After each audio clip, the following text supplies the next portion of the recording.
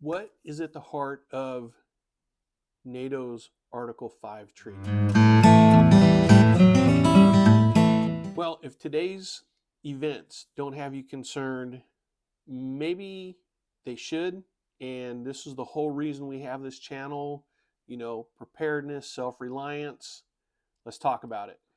Hey, YouTube, Suri here with AV Prepping. So, the intro, I kind of skimmed on what I wanted to be talking about. And obviously, this is a preparedness channel. We really believe in being as self reliant as we possibly can, like everybody should be. And every day we try to become a little more self reliant. We're getting more food prepared for long term storage. And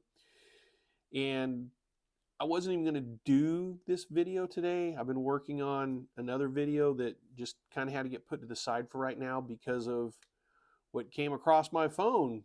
And that is that Russia launched a missile and it landed in Poland. And Poland is a member of NATO. So, what's important about that, and what has it got to do with anything to do with prepping or anything like that? Well, it has everything to do with it because under Article 5 of the NATO treaty, it is the, collective defense of NATO. That's basically what it is. So, if one NATO country is attacked, united we stand kind of deal. This went into effect, I believe, in 1949. And NATO and Russia just don't get along real well. They never have, probably never will. And then we have this psychotic person running Russia who lives in a bubble that, I think he believes everything he says. And this could be bad for all of us, man. This is really, really, really bad. So I wanted to reiterate what I talk about in every video, and that is preparedness, having food on hand, having things you might need in an emergency. This is, I don't know if we've ever, I don't know, man, I'm just a dude from Tennessee, and I'm not from Tennessee, but I live in Tennessee right now. Love this place. And, I don't know if there's ever been a time other than maybe the Cuban Missile Crisis to where we've been so close to a nuclear weapon going off on people. And this is a real concern. Now, I'm going to back up a little bit. I'm concerned about it, but there's absolutely nothing I can do about it. There's nothing anybody watching this channel can probably do about it.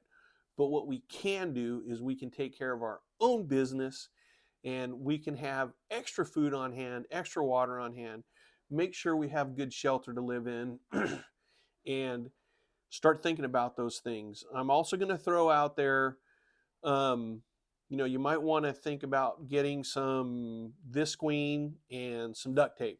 Yeah, Visqueen is plastic that painters use for, taping up windows and stuff like that. Not so much worried about a biological or chemical attack, which could happen, but, God forbid, stupid people start playing stupid games and we win stupid prizes. And something goes off in the air and there's a burst and we don't have any power for a while. The things you have to worry about are possible radiation fallout. It's not quite like what you see in the movies. Even if there's a ground burst, there'll be a lot of dust. But, we have plastic on hand. We have lots of duct tape. We can tape up our windows, shelter in place for a few days, and it would probably be okay to go outside. And we obviously have food and water, but these are just a few things you should really, really start thinking about. Like I said, there's so much out of our control. These are people in power, and we don't have any control over what they do. But what we do have control over is the ability to get food, water, and protect our surroundings, our house, your apartment, wherever you live. So I would absolutely, if you just kind of started getting into the preparedness lifestyle and being a little more self-reliant, I would go out and get a little extra food now. now's the time. We had a good discussion, my wife and I. You can see right over there is my freeze dryer, and we're going to start, full bore, getting some extra meat, freeze drying some extra meals. We have a lot, but we want more. And this is just a little extra nudge that we needed. We've been really focusing on dry goods. We have lots of grains, pastas, beans, rice, that kind of stuff that we have on hand, but we're going to start getting some more. And we have a lot of cooked meals, but we're going to start getting more cooked meals. So if you have the ability to buy one of those things, buy it. If not, there's a lot of YouTube prepping channels that sell freeze-dried foods. You can go to, Sam's Club, Costco sometimes sells the Mountain House or those kind of freeze-dried foods, and start getting some extra food on hand. I think it's really important, man. This is insane what's going on. Let me just read this about, so people who don't understand this. The principle of the collective defense is at the very heart of NATO's founding treaty. It remains unique and enduring principle that binds its members together, committing them to protect each other and setting the spirit of solidarity within the alliance. So, I don't have personally any faith in NATO because, it's just another big government bureaucracy ran by a bunch of governments, by a bunch of different bureaucracies. But we really never got involved over in Ukraine because they're not part of NATO.